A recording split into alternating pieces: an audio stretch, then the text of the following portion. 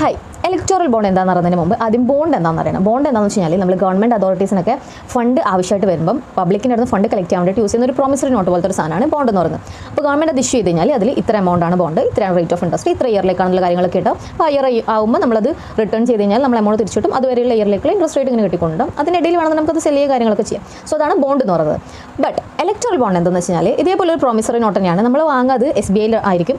SBI 1000 മുതൽ 1 crore വരെയുള്ള ലിമിറ്റിൽ നമുക്ക് ഇലക്ടോറൽ ബോണ്ട് വാങ്ങാം. അപ്പോൾ ഞാനൊരു ഇലക്ടോറൽ ബോണ്ട് വാങ്ങിയിട്ട് ഞാനത് എന്താ ചെയ്യുന്നത് വെച്ച് കഴിഞ്ഞാൽ ആ ഇലക്ടോറൽ ബോണ്ട്, ആ ഒരു പ്രോമിസറി നോട്ട് ഞാൻ ഒരു പാർട്ടിക്ക് ഡൊണേഷനായിട്ട് കൊടുക്കണം. അപ്പോൾ അതിൽ ആളുടെ പേരൊന്നും ഉണ്ടാവില്ല. അപ്പോൾ ഞാൻ വാങ്ങിയ സാധനം ഞാൻ ഒരു പാർട്ടി കൊടുത്തെങ്കിൽ അത് ഞാനാണെന്നുള്ള പേരൊന്നും ഉണ്ടാവില്ല. അതിൻ്റെ ആ ഇലക്ടോറൽ ബോണ്ട് അവർ സബ്മിറ്റ് ചെയ്ത് കഴിഞ്ഞാൽ അവർക്ക് മണി കിട്ടും. അതാണ് അതിൻ്റെ പ്രോസസ്സ് എന്ന് പറയുന്നത്. അപ്പോൾ നമുക്ക് അതിൽ നിന്ന് എന്താ റിട്ടേൺ ഒന്നും കിട്ടാനില്ല, ദാറ്റ്സ് ഡൊണേഷനാണ്. അപ്പോൾ എന്തിനായിരിക്കും ആൾക്കാർ ഈ ഇലക്ടോറൽ ബോണ്ട് കൊടുക്കുന്നത്? അതിനുള്ള ഉത്തരമാണ് നിങ്ങളിപ്പോൾ കണ്ടുകൊണ്ടിരിക്കുന്ന ഗവൺമെൻറ്